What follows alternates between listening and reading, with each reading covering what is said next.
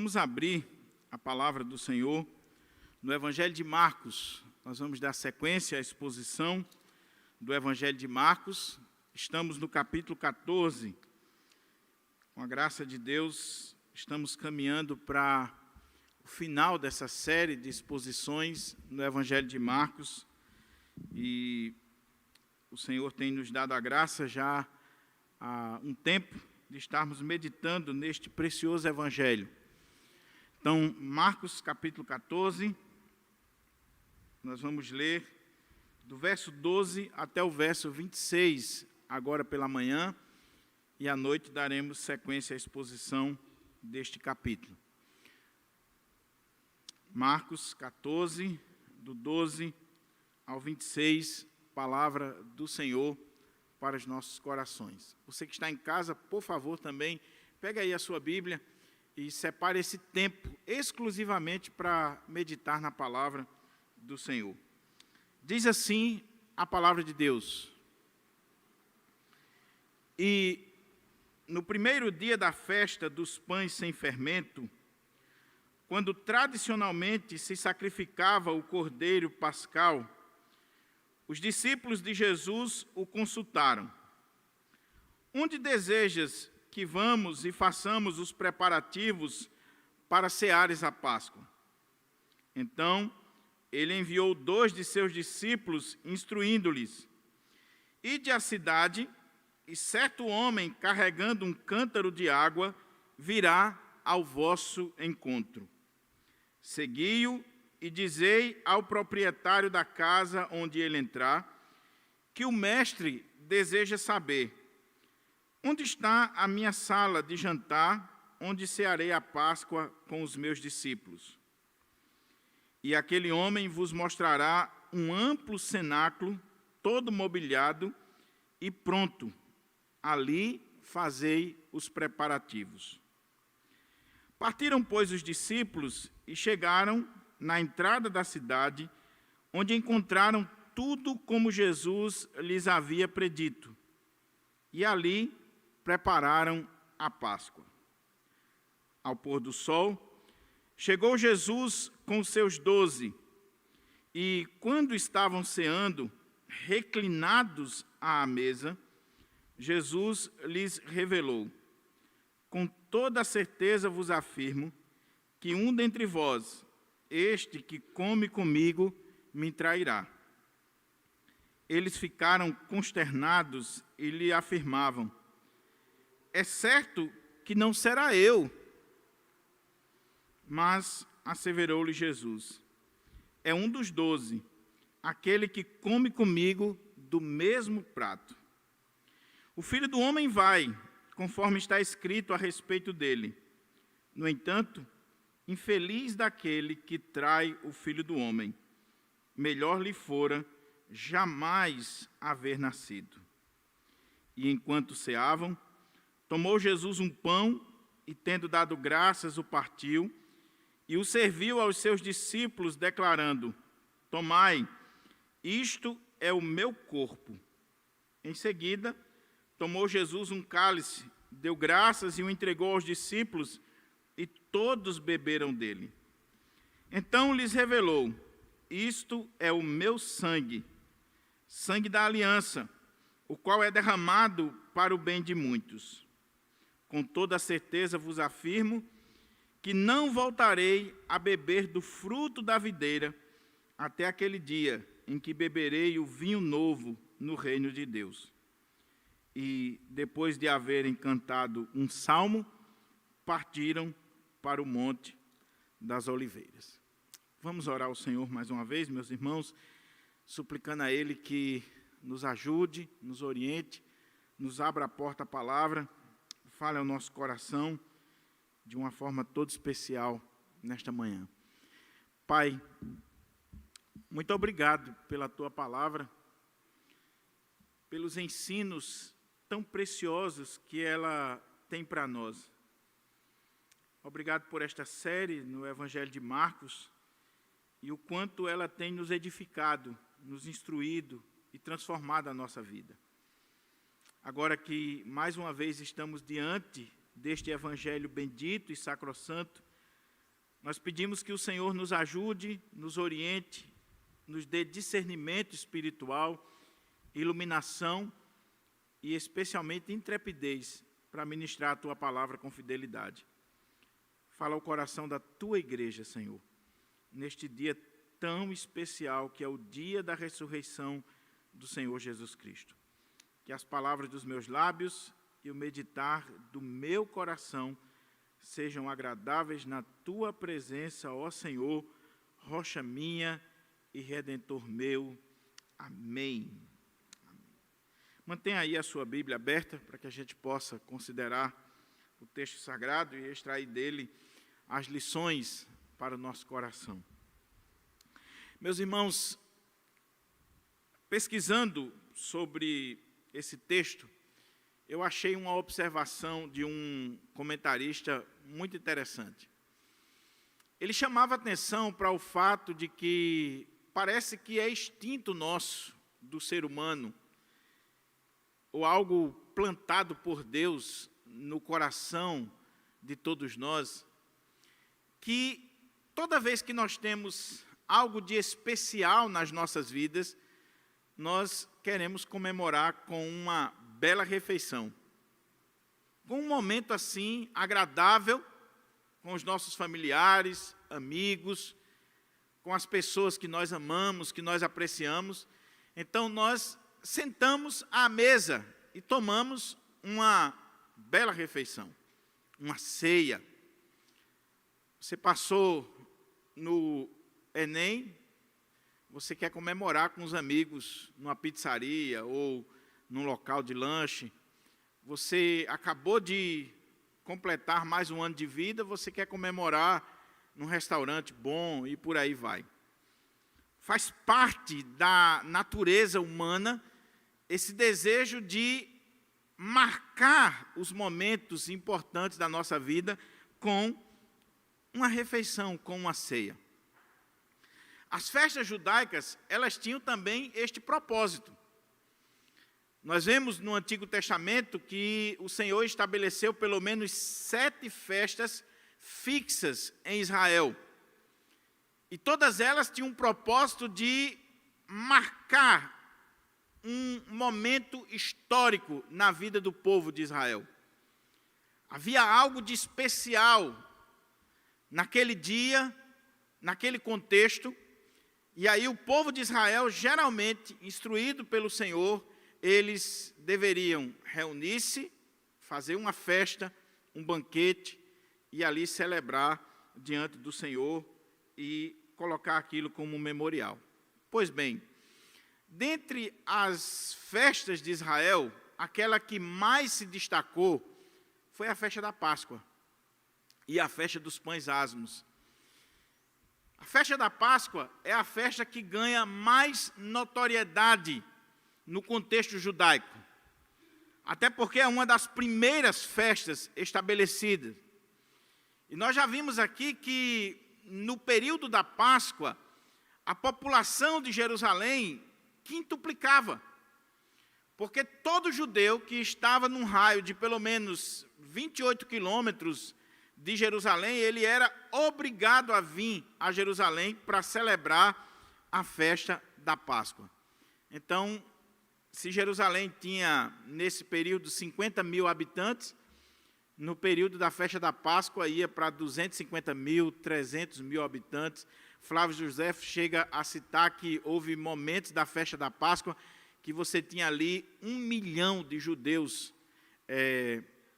dentro de Jerusalém. Imagine como ficava aquela cidade, como ficava aquele território. E aí os judeus vinham para celebrar, para cearem juntos, para relembrarem aquele momento tão importante na vida deles. É exatamente nesse contexto de festa da Páscoa que nós nos encontramos aqui na série de exposições do Evangelho de Marcos. Jesus está na última semana do seu ministério. Jesus está em Jerusalém, desde o primeiro domingo, o domingo de Ramos, chamado Domingo de Ramos, que nós começamos a ver lá no capítulo 11, que Jesus vem a Jerusalém logo cedo, participa de tudo aquilo que está acontecendo na cidade, vai ao templo, ensina ao povo, depois ele volta para pernoitar em Betânia, porque havia muita gente na cidade e Jesus conseguiu se hospedar em Betânia. Depois eu quero ressaltar aqui um detalhe, por que Jesus está fora de Jerusalém e ele vem todos os dias e entra na cidade e sai. Então, Jesus está na última semana e a gente sabe o que vai acontecer com ele. Ele vai ser entregue, ele vai ser julgado, condenado, preso, morto, mas ele vai ressuscitar ao terceiro dia, que é exatamente o que nós comemoramos hoje. Pois bem, o capítulo 14 coloca muito claro para nós aqui que Jesus, ele vai celebrar a Páscoa com os seus discípulos. Ele está em Jerusalém, ele veio para esse contexto da festa, e ele vai, como judeu, ele vai celebrar a Páscoa com os seus discípulos.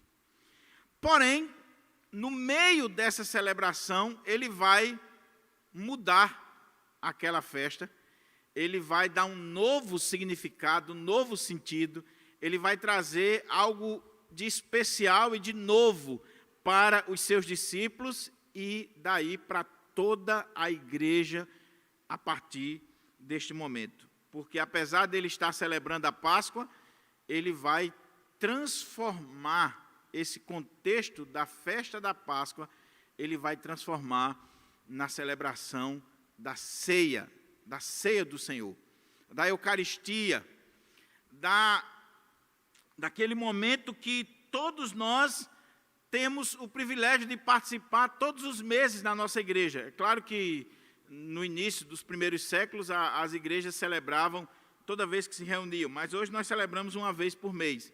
Então, a Páscoa judaica, ela tem a sua importância, nós vamos ver aqui, mas Jesus vai dar um novo significado e vai transformar em uma festa cristã.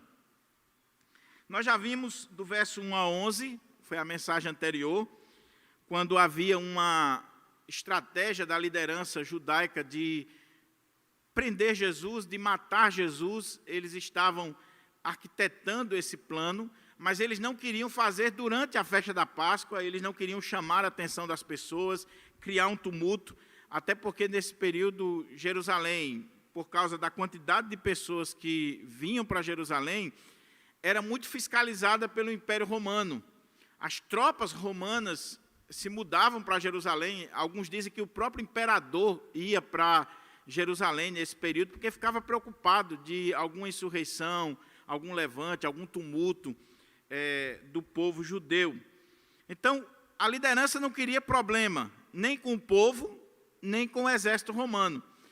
E eles planejaram matar Jesus, mas de forma muito sutil, não durante a festa, vamos deixar a festa passar, vamos ver o que a gente pode fazer. E o texto coloca para nós, do verso 1 a 11, esse plano. Depois, naquela estrutura do Evangelho de Marcos, que nós já destacamos aqui várias vezes, aquela estrutura de sanduíche, né?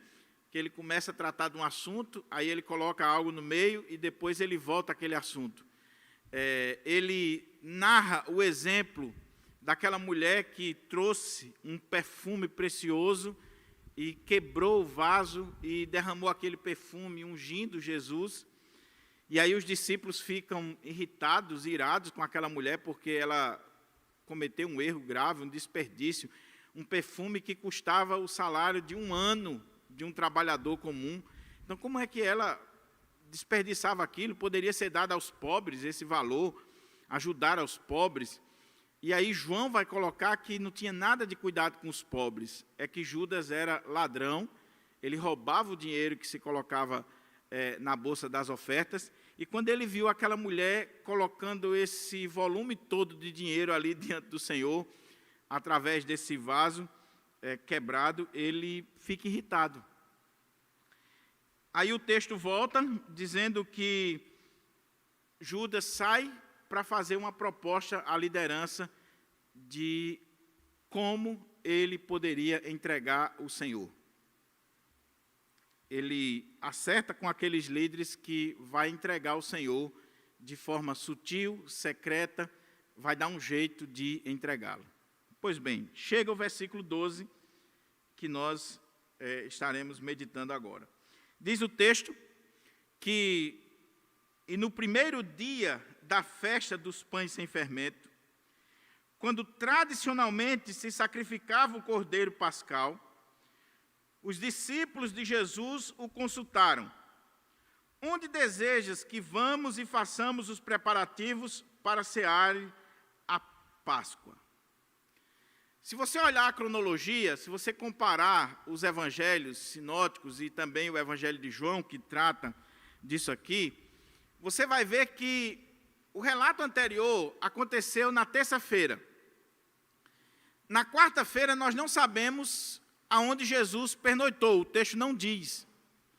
Mas chega a quinta-feira, que é o momento que nós estamos agora, e Jesus, ele é consultado pelos seus discípulos sobre onde ele gostaria que fossem feitos os preparativos para comer a Páscoa com os seus discípulos. Veja bem, por que a gente sabe que é quinta-feira? Porque a Páscoa era celebrada no dia 15 do mês de Nisan, que tem a ver com, se fosse trazer para o nosso calendário, seria março, abril. Por isso que existe uma diferença aí, todos os anos, para a comemoração da festa da Páscoa.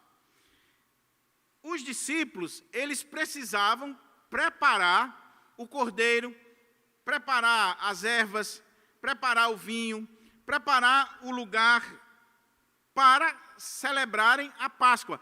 Tudo tinha que ser feito antes. A Páscoa era celebrada, o cordeiro tinha que ser morto no dia 15, na sexta-feira. Mas, antes, aqui no caso, na quinta-feira, pela manhã, eles estão preocupados com todo o preparativo daquela ceia. E diz o texto que no primeiro dia da festa dos pães sem fermento, quando tradicionalmente se sacrificava o cordeiro pascal, os discípulos de Jesus o consultaram: onde desejas que vamos e façamos os preparativos para ceares a Páscoa? Veja, vamos lembrar aqui algumas coisas para a gente poder entender o texto. O que era a Páscoa? O que era a celebração da Páscoa? Os israelitas, durante muitos anos, foram escravos no Egito. E o Senhor, através de Moisés, resolveu libertá-los daquela escravidão, tirá-los daquela escravidão do Egito. E ele manda que Faraó deixe o povo ir para adorá-lo no deserto. Mas é claro que Faraó não vai mandar o povo embora assim, de qualquer jeito, até porque Faraó se vê como um Deus, era adorado como um Deus. Então, que história é essa de libertar esse povo? Porque um Deus mandou libertar o povo. E aí você sabe a história, o Senhor manda as pragas sobre o Egito, e a última praga foi aquela praga do anjo da morte, que vinha sobre o Egito e que mataria todo o primogênito das casas dos egípcios. Só que o povo de Israel também moravam ali, e quando o anjo da morte viesse, ele iria matar também os primogênitos dos judeus. Então o Senhor disse a Moisés: olha, vocês vão matar um cordeiro, com o sangue deste cordeiro vocês vão passar nos umbrais das portas, vocês vão estar preparados nesse dia, vocês não devem comer pão com levedura, com fermento, vocês devem estar com sandália nos pés, vocês devem comer de pé, isso é importante, e na hora que o anjo da morte vier, que vai passar por cima da casa, vai livrar o povo, e que ele matar todos os primogênitos do Egito, quando o faraó der o toque de liberdade para o povo, eles deveriam sair às pressas do Egito. Assim aconteceu, o Senhor livrou o seu povo da morte e libertou o seu povo do Egito, porque aquele anjo da morte, quando veio, ele olhava nos umbrais das portas, e ele viu sangue, ele viu o sinal, e ele passava por cima daquela casa. Isso é o que significa a palavra Páscoa, pessar em hebraico, passar por cima. Passar por cima da casa. Então, o anjo passava por cima, e assim aquele povo estava livre da morte, e seriam livres da escravidão. Assim aconteceu, e Deus estabeleceu em Êxodo capítulo 12, que todos os anos, no mês de Nisan, no dia 15 daquele mês, o povo de Israel deveria celebrar a Páscoa, para lembrar da libertação, lembrar do livramento, lembrar do que Deus havia feito com eles. E como é que eles celebravam? Eles matavam um cordeiro, aquele sangue era oferecido no templo diante do Senhor, eles pegavam vinho, ervas amargas, pão sem fermento, eles tiravam todo o fermento de dentro das suas casas, reuniam as suas famílias, e ali eles recontavam a história da Páscoa, do livramento do Senhor. Jesus está exatamente nesse contexto de celebração da festa da Páscoa. Só que tem uns detalhes aqui interessantes, meus irmãos. Tudo deveria ser preparado de forma antecipada. Por quê? Porque o cordeiro, ele tinha que ser sem defeito, ele tinha que ser avaliado pelos sacerdotes, e ele tinha que ser sacrificado no templo de Jerusalém. Então, todo judeu comprava ou trazia um cordeiro na quinta-feira, no dia anterior, e ele sacrificava esse cordeiro no templo, era apresentado ao sacerdote, o sacerdote avaliava aquele cordeiro, via que não tinha mancha, não tinha defeito, não tinha nenhum problema, então aquele cordeiro era sacrificado. Imagine aí centenas, milhares de judeus trazendo cordeiros para ser sacrificados. Era um banho de sangue naquele dia no templo de Jerusalém. Então eles sacrificavam até a tarde, e no final da tarde eles levavam aquele cordeiro, a carne daquele cordeiro, para casa, o sangue ficava no templo, as vísceras eram queimadas, tudo aquilo ali era oferecido diante do Senhor, mas a carne voltava para a casa dos judeus, e eles assavam aquela carne, e ali eles iriam reunir as suas famílias quando desse 18 horas da quinta-feira, que aí já é a sexta-feira, a partir das 18 horas, eles reuniam as suas famílias e comiam a Páscoa. Havia toda uma cerimônia, que eu não tenho condições de detalhar aqui, senão a gente vai perder a exposição do foco do texto, mas eu desafio você a estudar sobre essa cerimônia. Algo assim interessante, era uma cerimônia que durava em média 4 horas. Ainda hoje é assim. O chefe de família, ele reúne a família e amigos, porque, lembra, Jerusalém estava cheia de gente, Jerusalém quintuplicava a sua população, e tinha pessoas que precisavam de um lugar para celebrar, para fazer a ceia. Então, todo judeu, ele tinha por obrigação, nesse dia, abrir a porta da sua casa para alguém que não tinha onde fazer a celebração da Páscoa. Ele tinha por obrigação permitir que alguém viesse celebrar com ele. E naquele momento ali, eles cantavam salmos, os salmos que vão do 113 a 118, eles comiam aquele cordeiro, eles comiam o pão sem fermento. Havia 4 cálices de vinho, cada um com um significado. Havia ali ervas amargas, que eram comidas também. E tudo aquilo ali tinha um simbolismo, um significado. O pão, para lembrar do sacrifício, do que eles passaram. Toda aquela erva e aquele caldo amargo que eles provavam, para lembrar do que eles sofreram, do que eles enfrentaram naquela situação da saída do Egito. Pois bem, no primeiro dia da festa dos pães sem fermento. Por que pão sem fermento? Porque a festa da Páscoa e a festa dos pães sem fermento, elas acontecem concomitantemente. A festa da Páscoa celebra essa libertação do povo do Egito. E a festa dos pães sem fermento é porque nesse período aqui, o Senhor disse que o povo deveria comer pão sem fermento. Não dava tempo nem para levedar o pão.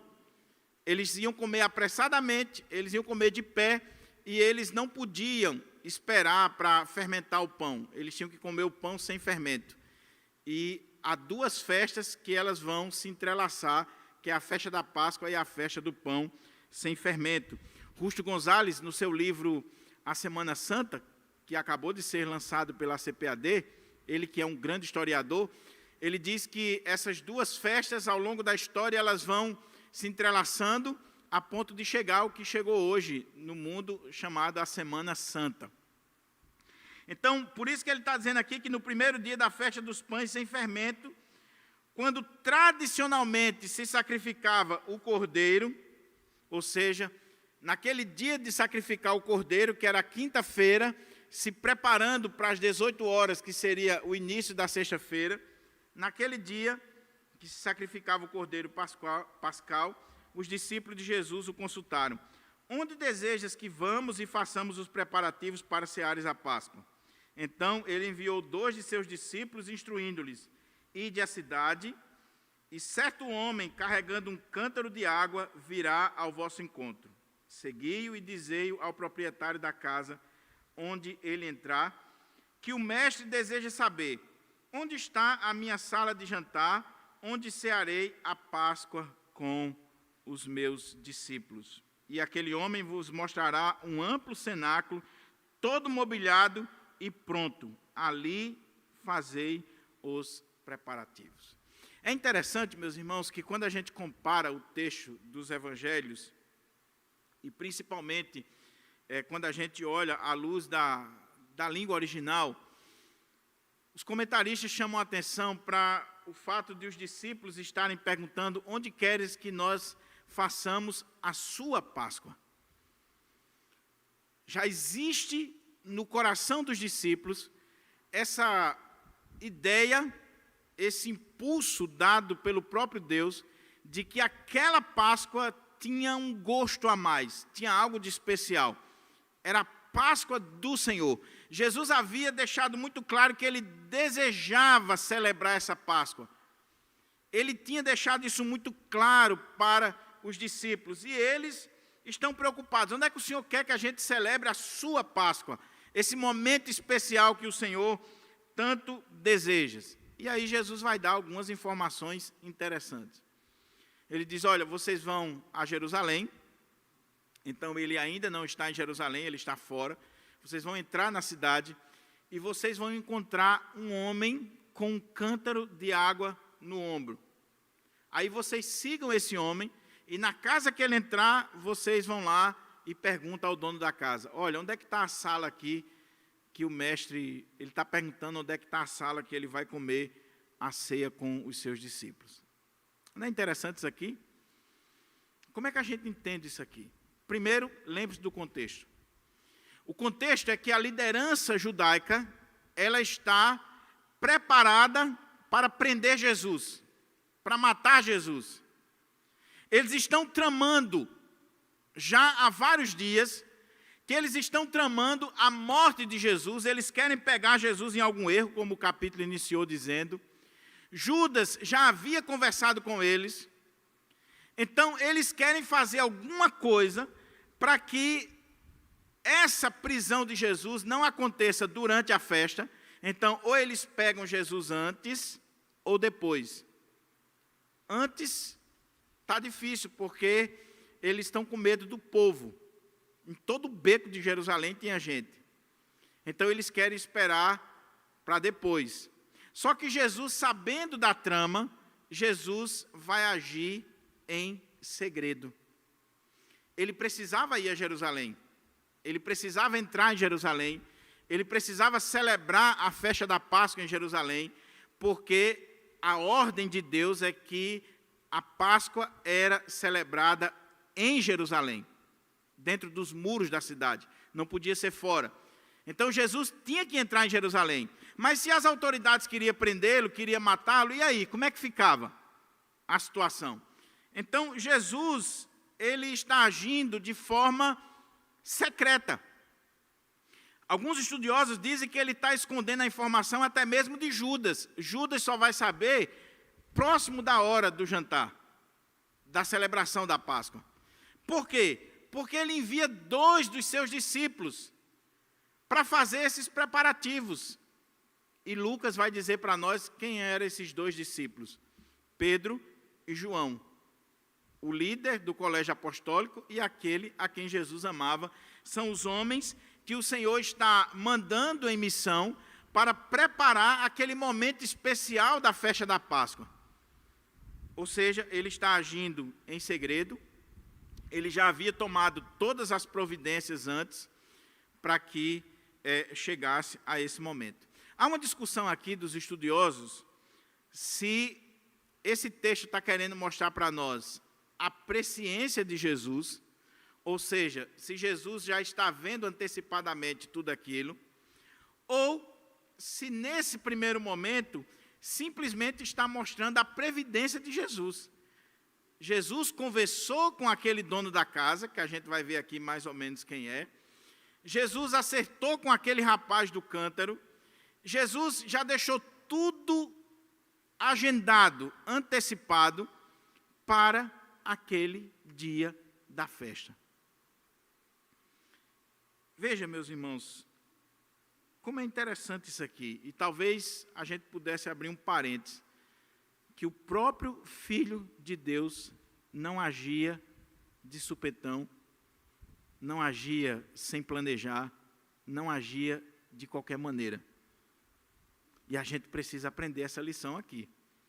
A gente precisa ser previdentes, a gente precisa agir com planejamento, a gente precisa agir crendo na soberania de Deus, no plano de Deus, que tudo vai se cumprir como Deus quer, mas não abrir mão daquilo que pertence a nós, dos cuidados que dependem de nós. Então, o cordeiro tinha que ser comprado antes, adquirido antes. Esse cordeiro, ele vinha da região de Betânia ou de Betsaida. É interessante isso. Por que Jesus ficou naquela região? Porque os cordeiros que eram sacrificados na Páscoa vinham daquela região. Não era de dentro de Jerusalém, vinham dali. E desde o início da semana que Jesus está vindo de lá, entre Jerusalém, volta e vem de novo. Ele é o Cordeiro de Deus que tira o pecado do mundo. Então é o Cordeiro que está vindo exatamente para Jerusalém. Mas o que acontece? Ele havia acertado com um homem que tinha uma casa, e essa casa tinha um cenáculo, um local amplo, que geralmente ficava no teto, né? As casas, a gente já viu isso aqui, as casas em Israel nessa época, tinha a parte de baixo, e em cima tinha um salão, chamado aqui de cenáculo, onde os judeus colocavam alimentos, onde eles iam durante a noite para se refrescar, onde eles faziam reuniões com os rabinos para estudar a lei. Momentos especiais era ali, no teto, nesse cenáculo, o local mais frio. E Jesus conversou com esse homem antes, para que nesse dia da Páscoa ele pudesse celebrar a Páscoa com seus discípulos. O que é interessante é que quando os discípulos dizem: Senhor, onde é que o Senhor quer que a gente prepare a Páscoa? Aí ele diz: vocês entrem em Jerusalém e vocês vão encontrar um homem com um cântaro. Por que essa informação é importante? Porque quem carregava cântaro eram as mulheres e as crianças, não os homens.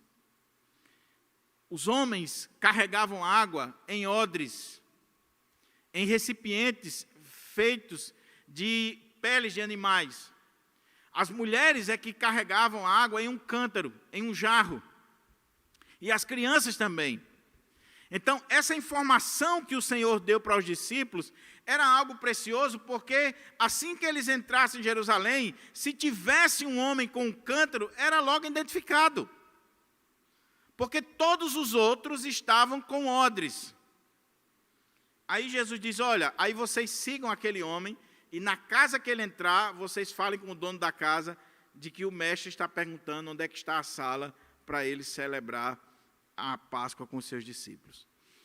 Alguns comentaristas, à luz de Atos e também do Evangelho de João, eles entendem que essa casa aqui é a casa de Marcos, de João Marcos, da mãe de Marcos.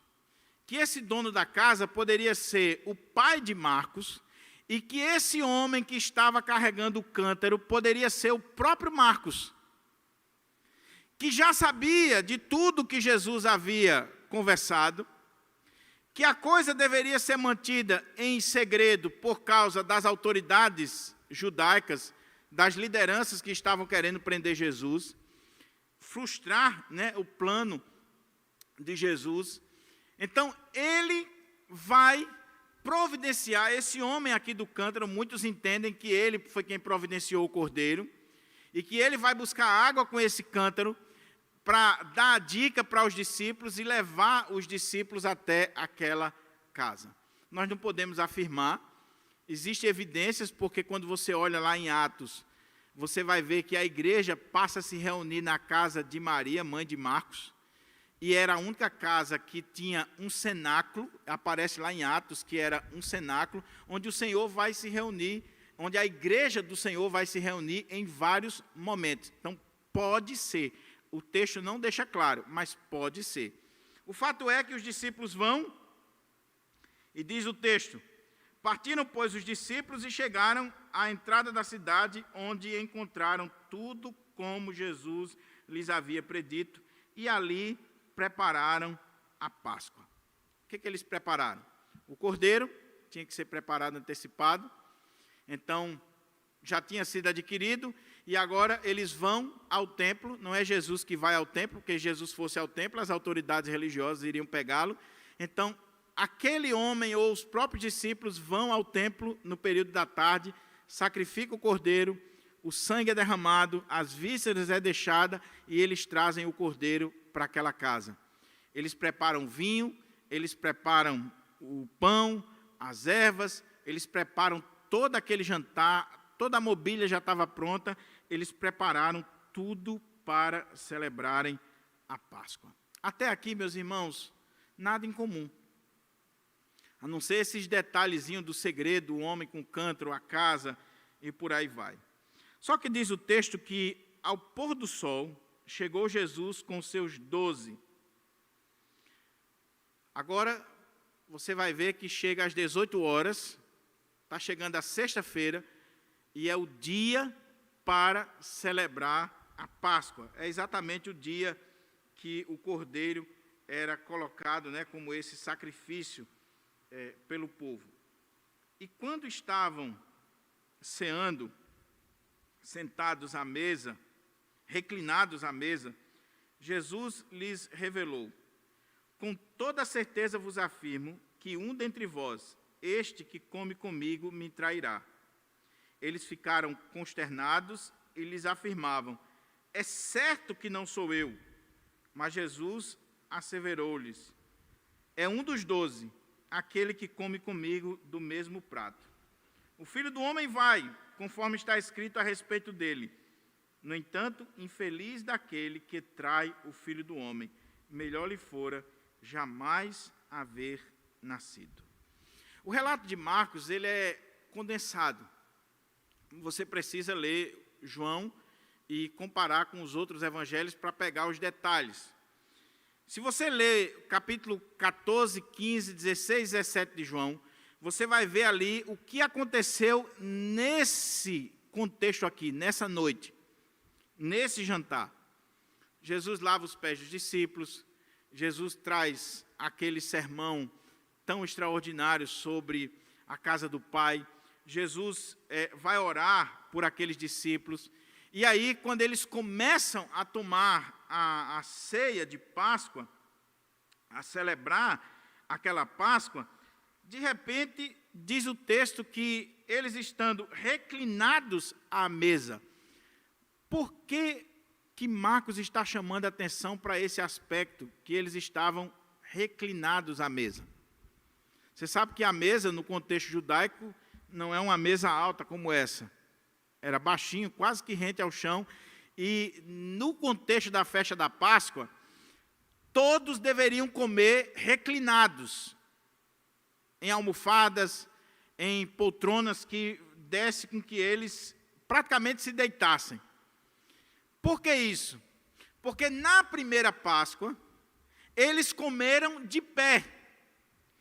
E diz o texto lá em Êxodo, capítulo 12, que eles deveriam comer de pé, com sandália nos pés, pronto para sair imediatamente assim que tivesse a ordem de Faraó. Após esse evento, toda vez que o judeu vai celebrar a festa da Páscoa, ele não pode comer de pé. Ele tem que comer reclinado, praticamente deitado, bem confortável. Por quê? Porque ele está lembrando o livramento que Deus lhe deu. E aí, o ato de reclinar-se significa dizer, nós estamos agora livres, confortáveis. Nós estamos em uma posição que a gente não precisa correr mais, a gente não precisa ter mais pressa. Nós estamos aqui reclinados à mesa. Por isso que a cerimônia durava 3, 4 horas. E aí, ele começa aquela cerimônia. O chefe da casa, e no caso aqui Jesus, que está sendo aquele que dirige a cerimônia, ele vai fazer uma oração e ele vai tomar o primeiro cálice de vinho. Depois ele vai começar a provar dos pães sem fermento, das ervas amargas. Aí tem orações, tem cânticos, tem ministração de tudo aquilo que houve, né, com a libertação do povo. Só que Jesus mudou um pouco aqui o cerimonial. Na hora que Jesus está sentado à mesa, ele revela algo triste para aqueles homens. Imagina aí um jantar que era para ser um momento de festa, de alegria, de exultação, de repente uma bomba. Qual é a bomba? Em verdade, digo que um de vocês vai me trair. Ora, Jesus tinha tomado todas as providências para que aquele momento ficasse em secreto, que ele não fosse pego pelas autoridades, mas o que ele acaba de revelar com esta palavra é que, mesmo estando entre irmãos, entre amigos, entre os seus discípulos, entre as pessoas que ele ama, ele está dizendo que não está seguro, porque um deles iria traí-lo. O que chama a atenção é que todos ficaram assustados e eles começam a dizer, mas porventura sou eu? É claro que não sou eu. Só um detalhezinho aqui, meus irmãos. Se você ler os 4 evangelhos, cada evangelho vai colocar uma pergunta diferente. E aí os críticos da Bíblia dizem assim, tem um erro na Bíblia. Não é que tem erro, é que os 4 evangelhos se completam. Eles começaram a dizer assim, mas não sou eu, né, Senhor? Em outro momento, eles poderiam ter dito assim, mas será que sou eu? Cada um começa a se questionar, a se examinar. Judas vai chegar diante do Senhor, como João coloca, e diz assim, porventura sou eu, mestre? Ele disse, você é quem disse. Então, veja, meus irmãos, que vai se completando. Dr. William Hendricks, ele diz que é muito importante o que Jesus fez aqui, não apontando diretamente aquele que iria traí-lo, nesse primeiro momento, porque levou todos os discípulos a se examinarem. E isso aqui é um alerta para nós, meus irmãos. E outra coisa, por que na ceia nós devemos examinar a nós mesmos? Aqui nesse contexto de festa da Páscoa, de celebração da Páscoa que vai se transformar na ceia, cada um dos discípulos precisou avaliar a sua vida, a sua fidelidade, o seu compromisso com Cristo naquele momento e perguntar, porventura sou eu, Senhor? Será que sou eu que vou traí-lo? Que vou abandoná-lo? Que vou entregá-lo? Então, quando estavam ceando, reclinado à mesa, Jesus lhes revelou, com toda certeza vos afirmo, que um dentre vós, esse que come comigo no prato, ele me trairá. eles ficaram consternados e lhes afirmavam: é certo que não sou eu. Mas asseverou-lhe Jesus: é um dos 12, aquele que come comigo no mesmo prato. Mas todos estavam comendo. Todos estavam sentados à mesa. Todos estavam participando. Então, leva todos a refletirem. Aí Jesus diz: o Filho do Homem vai, conforme está escrito a respeito dele. No entanto, infeliz daquele que trai o Filho do Homem, melhor lhe fora não haver nascido. Eu concordo com alguns exegetas quando dizem que o que Jesus está fazendo aqui, é claro que nós temos a soberania de Deus, mas a soberania de Deus não anula a responsabilidade humana. Esse é um dos textos difíceis da Bíblia.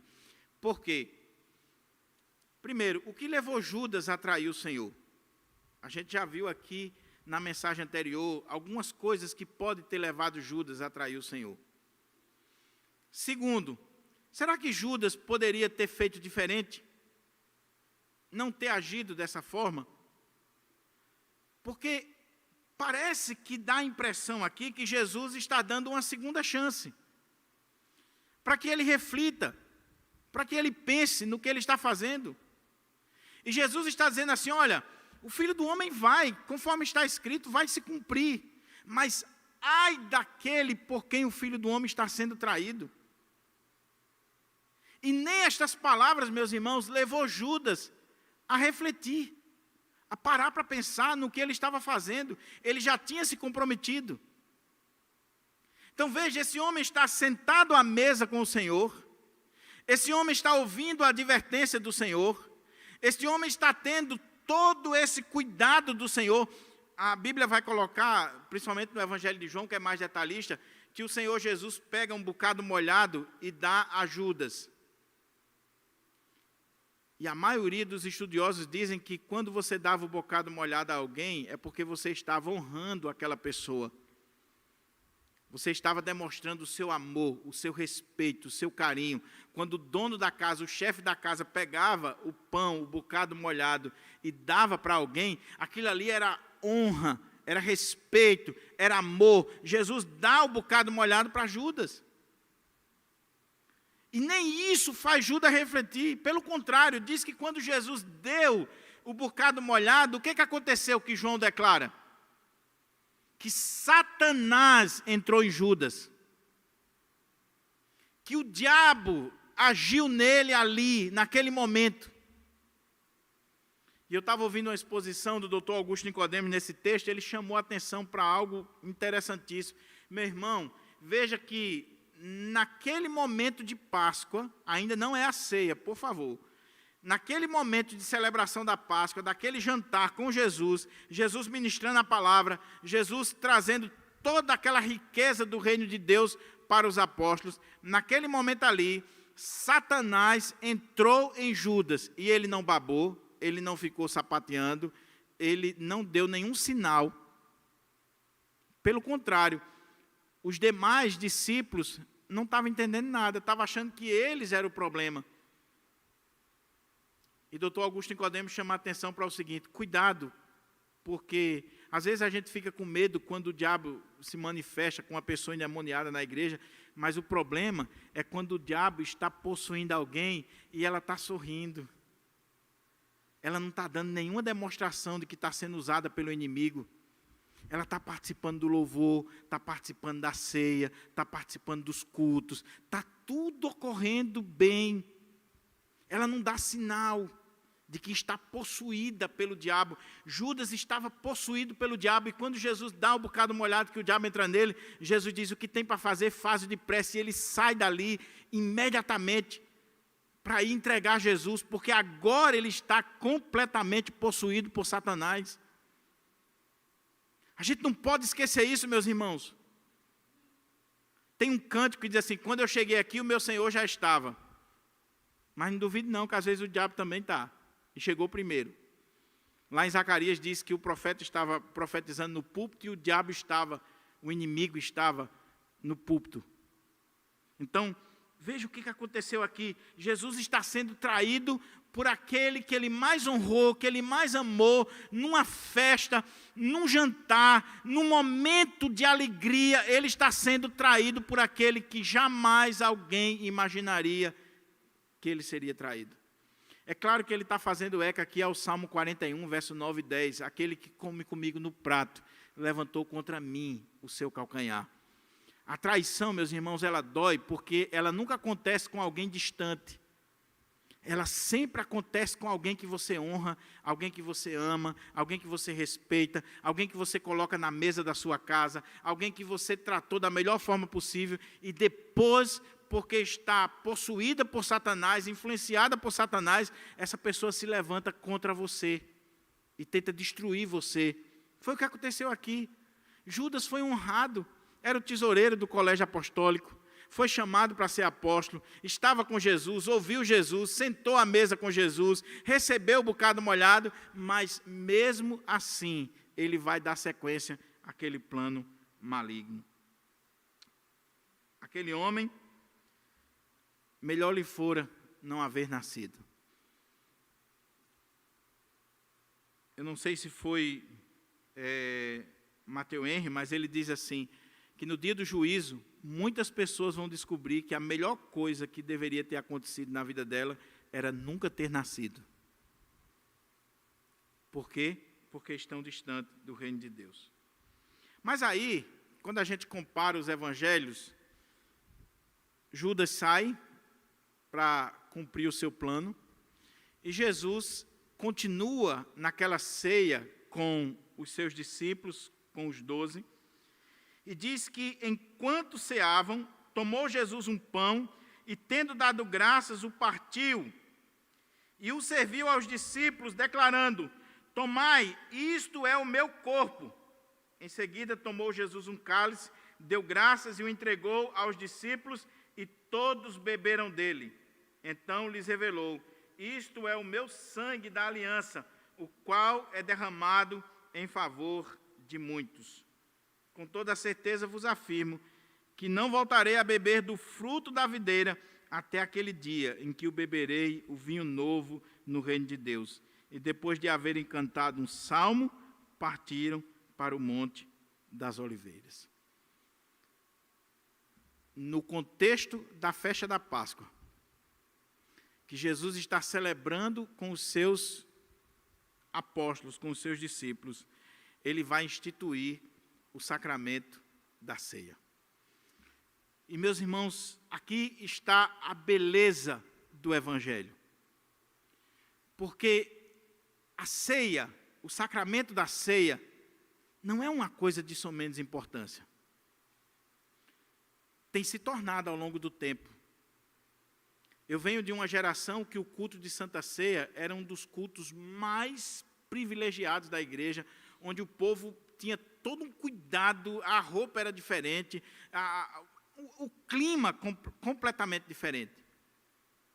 E parece que a coisa está se banalizando ao longo do tempo, porque a gente está perdendo a noção do que significa a ceia do Senhor. O que aconteceu aqui? A festa da Páscoa, esse jantar especial, ele era cheio de simbolismo. Havia ali elementos para trabalhar esse simbolismo na mente do povo. O pão, as ervas, o vinho, tudo aquilo que era feito ali tinha como propósito trazer à memória daquela família, principalmente das crianças que estavam ali presentes na celebração. O pai de família, ele fazia tudo aquilo ali para despertar a curiosidade das crianças, para que elas pudessem ouvir a história. Só que esse elemento aqui da Páscoa, ele apontava para o livramento lá de trás. Mas nesta noite, Jesus vai dar um significado especial. Jesus vai pegar aquele pão e aquele vinho, esses dois elementos simples, comuns do contexto daquela refeição, e ele vai dar um significado completamente especial naquele momento. ele vai pegar aquele pão e vai elevar o pão e vai dizer assim: isto é o meu corpo. É claro que ao longo da história da igreja, isso gerou muita discussão. Existem pelo menos 4 interpretações a respeito da ceia, você sabe muito bem: a transubstanciação, a consubstanciação, a presença espiritual e real que os reformados defendem, e aqueles que veem a ceia como um puro memorial, simplesmente um memorial, simplesmente algo que nos remete lá para trás.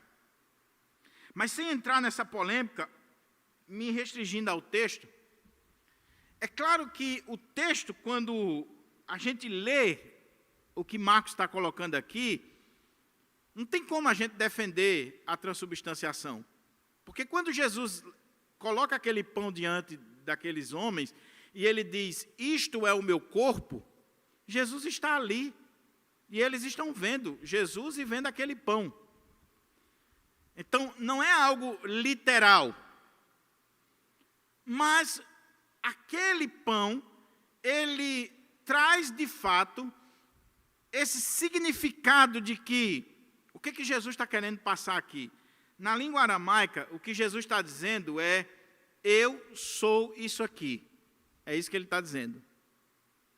E quando ele pega o cálice e ele eleva o cálice e ele diz: isto é o meu sangue, ele está dizendo que aquilo ali é ele.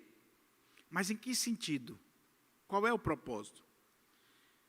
É que na hora que você come o pão, na hora que você participa do vinho, aquilo ali está mostrando a sua comunhão com Jesus Cristo, a sua união com Cristo. Aquele pão e aquele vinho, ele representa, ele simboliza Cristo para nós. É claro que Calvino vai chamar a atenção para essa presença real e espiritual. Cristo está presente ali naqueles elementos. Por isso que ele está dizendo: isso aqui sou eu, espiritualmente. E quando eu participo, eu tenho essa comunhão com Cristo. Então não é algo simplesmente memorial. Quando você participa dos elementos, você está falando dessa comunhão com o Senhor e com aquilo que esse pão representa: a morte, o sacrifício de Jesus Cristo por mim e por você. Por isso que quando Paulo vai trabalhar essa teologia lá na carta aos Coríntios, ele vai dizer: como é que você pode ter comunhão com a mesa do Senhor e com a mesa dos demônios? Não pode. Como é que você pode provar do cálice da bênção e do cálice dos demônios? Você manifestar essa comunhão, esse relacionamento com Cristo na ceia, nos elementos da ceia, e de repente você está num templo pagão, se relacionando com demônios, com comidas sacrificadas aos ídolos. Não tem como. Então o ponto aqui, meus irmãos, é que aquela celebração ela vai ganhar um significado novo. Qual é o significado novo? Quando vocês tomarem esse pão, quando vocês tomarem esse vinho, vocês estão entrando em um relacionamento espiritual comigo. Eu sou esse pão, eu sou esse cálice. E isso aqui tem um significado todo especial para vocês. E aí Jesus coloca que, ao apresentar esses elementos, ele aponta para o sacrifício que vai acontecer.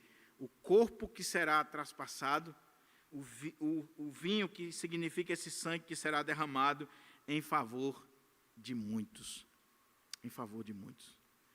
Oh, meus irmãos, a grande pergunta é: será que os discípulos estavam tendo noção do que eles estavam ouvindo ali?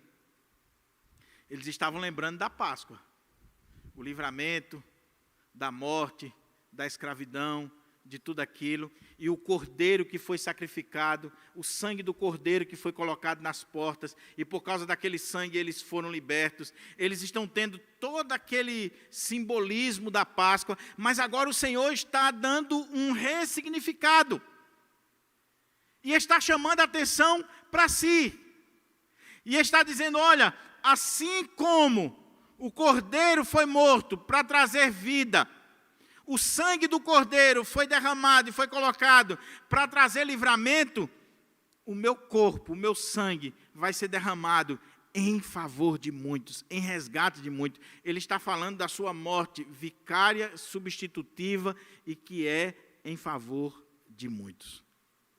Ele aponta para o Calvário. Ele é esse Cordeiro de Deus que vai ser morto naquele dia e com o seu sangue ele vai resgatar, ele vai comprar, ele vai salvar a muitos. E aqueles discípulos estavam nestes muitos. Por quê? Porque eles estavam participando desses elementos. O pão e o vinho, trazendo esse significado. Diz o texto que após eles terem ceado, o Senhor, Ele também diz para aqueles homens, com toda certeza vos afirmo, que não voltarei a beber do fruto da videira até aquele dia em que o beberei novo convosco no reino de Deus. Veja, meus irmãos, que coisa extraordinária, porque agora a ceia aponta não só para o sacrifício de Cristo, Ele vai dar a sua vida em resgate de muitos, daqueles que são os eleitos, mas também Jesus já está mostrando aqui que a ceia apontaria para esse estabelecimento definitivo do reino de Deus, para a sua vinda, a vinda gloriosa, quando o reino de Deus será estabelecido para sempre. Então ele diz, olha, e eu quero dizer a vocês que eu não beberei mais desse fruto da videira, até aquele dia em que eu vou beber com vocês no reino de Deus. Por isso que quando a gente celebra a ceia, hoje, no caso aqui, Jesus estava apontando para frente, algumas horas depois, que seria a questão da sua morte. Hoje, quando nós tomamos a ceia, nós apontamos para trás, para a morte de Cristo, assim como os israelitas faziam com a celebração da Páscoa.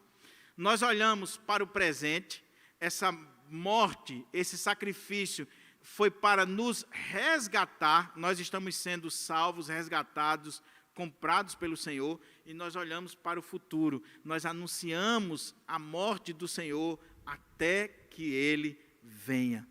A ceia nos faz olhar assim. E diz o texto que tendo cantado um hino, um salmo, que com toda certeza foi entre o Salmo 115 e 118, que eram os salmos cantados na noite de Páscoa. Eles tendo cantado um hino, eles vão para o Monte das Oliveiras. Quais são as lições que eu quero deixar aqui para nós, para que a gente possa encerrar essa exposição? Primeiro, meus irmãos, esse texto coloca para nós quem é o Senhor Jesus. Lembre-se que o propósito de Marcos é narrar a história de Jesus. Marcos não está aqui para chamar a nossa atenção para o homem do cântaro, nem para o dono daquela casa, nem para os apóstolos. Todo o foco do Evangelho de Marcos é falar a respeito de Jesus, é contar a história de Jesus.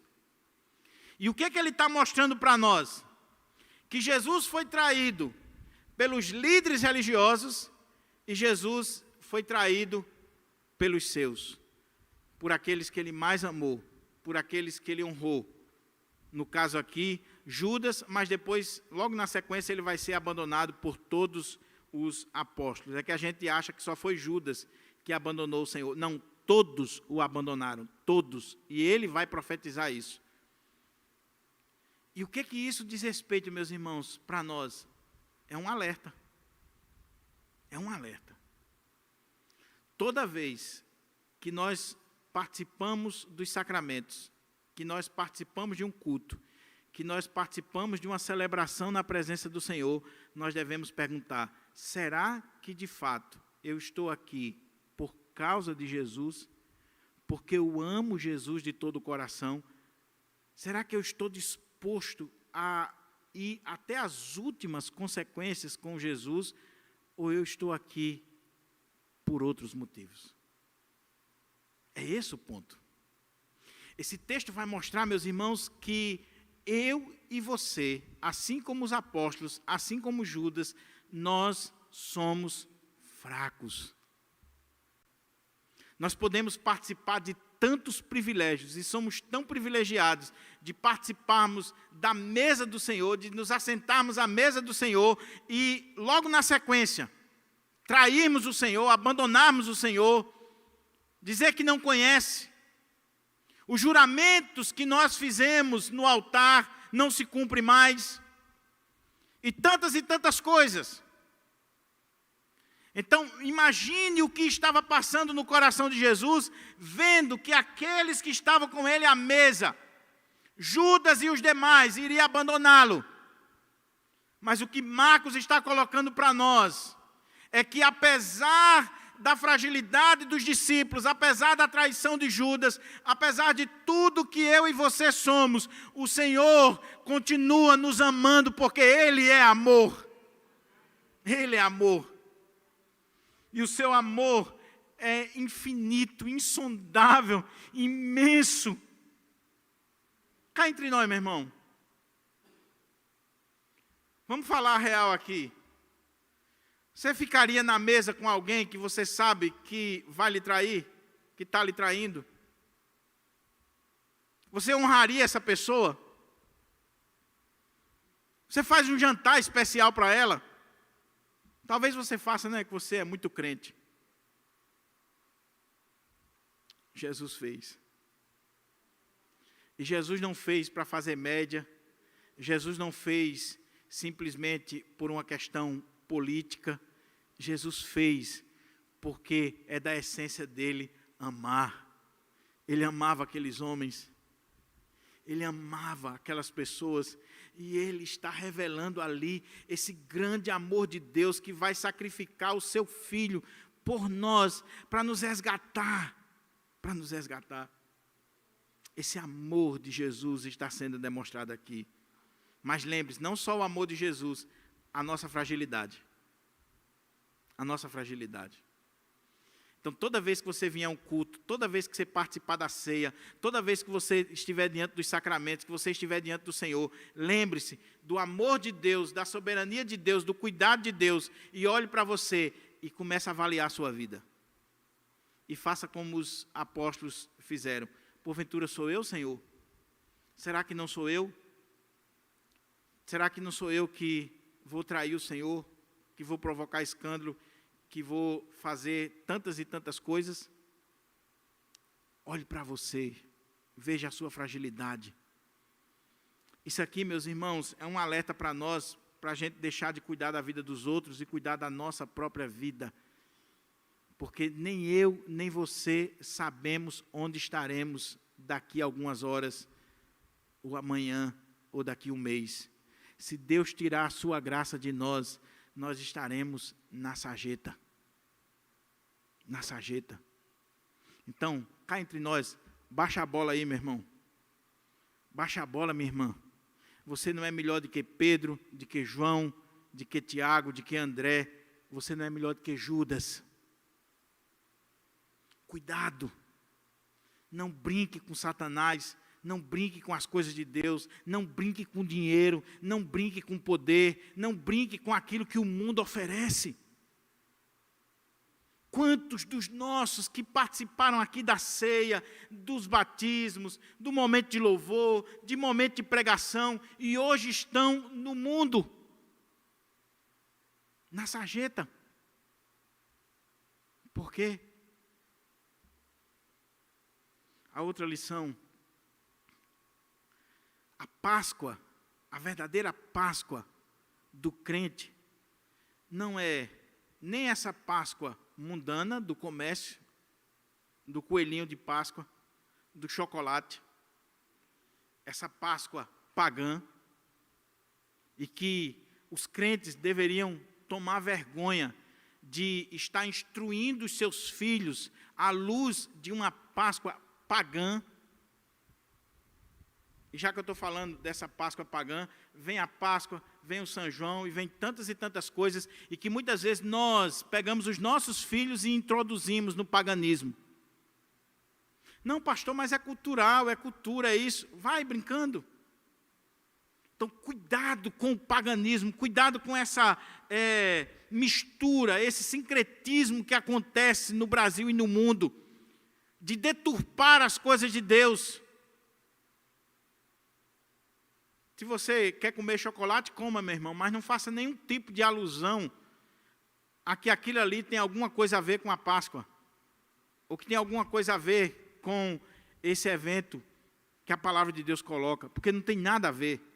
E deixe isso muito claro para o seu filho, para a sua filha, para a sua criança. Mas a segunda coisa, também nós não temos nada a ver com a Páscoa judaica. Aquilo ali pertencia ao povo de Israel, aquilo ali pertencia a uma dispensação veterotestamentária, aquilo ali era um símbolo, um tipo que apontava para o que Cristo está fazendo agora. Tudo aquilo ali era sombra do que viria. O cordeiro, o sangue, os pães, tudo aquilo ali apontava para Cristo, e Ele está mostrando aqui para nós.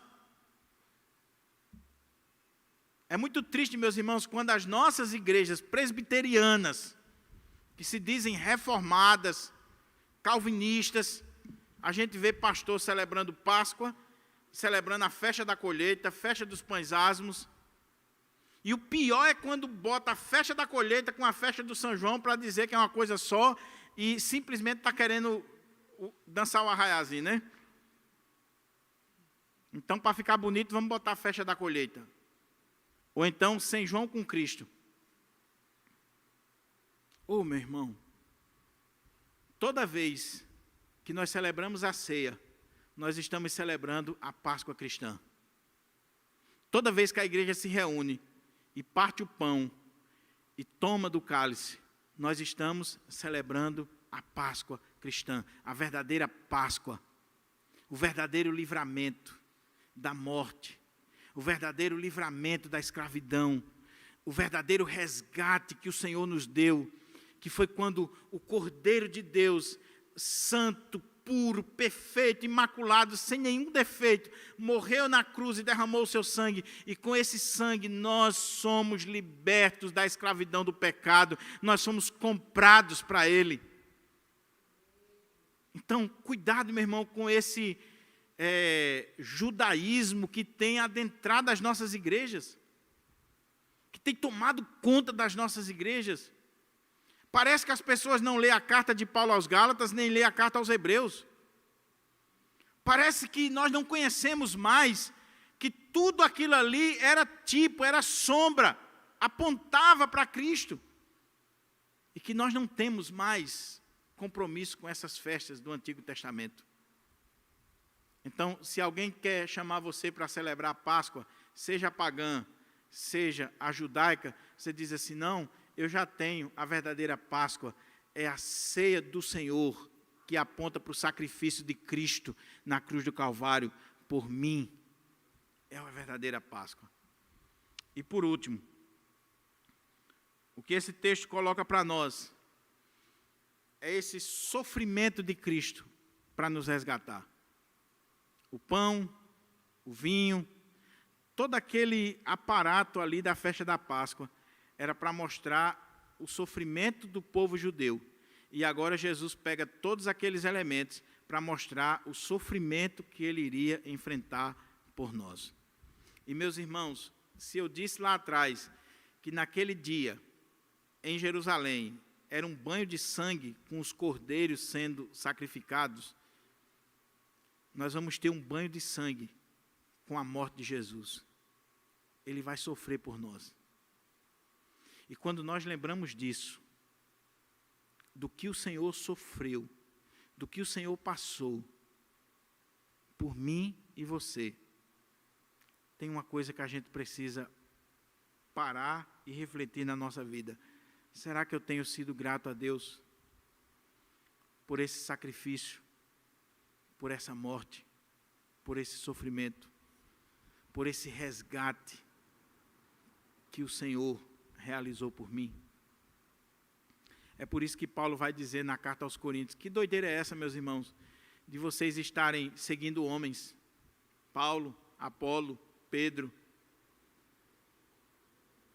que doideira é essa? Foi Paulo que morreu por vocês? Foi Pedro que deu a vida por vocês? Quem morreu por vocês, quem sofreu por vocês, quem derramou o sangue por vocês, foi Jesus Cristo. Ele é que derramou o sangue. Então, meu irmão, guarde isso no seu coração. Não siga pastores, não siga homens. Os pastores são importantes, as lideranças são importantes, sim. São colocadas por Deus, são presentes de Deus para a igreja, enquanto mantiverem-se fiéis à palavra de Deus, são bênçãos de Deus para a vida da igreja, mas só teve um que morreu por nós, Jesus Cristo, e ponto final. Nós estamos aqui por causa de Cristo. É a Ele que nós devemos adorar, e somente a Ele, porque somente Ele deu a vida por nós. Então pense nisso, querido. Quando você vier para o culto, quando você participar do louvor, quando você participar de uma sociedade interna, quando você vier ministrar a palavra, quando você estiver realizando qualquer coisa na igreja, lembre-se, eu estou fazendo isso aqui por Cristo, em Cristo e para Cristo, porque Ele deu a vida por mim. Não foi pastor Diogo, não foi pastor Enoque, não foi presbítero A, nem B, nem C. Cristo é que deu a vida por você, e você tem que estar aqui por causa dEle. Somente por Ele. E toda vez que nós tomamos o pão e o cálice, a nossa memória deve ser aquecida para esse sacrifício. Que Deus aplique a sua palavra em nosso coração. Que Deus tenha misericórdia de nós.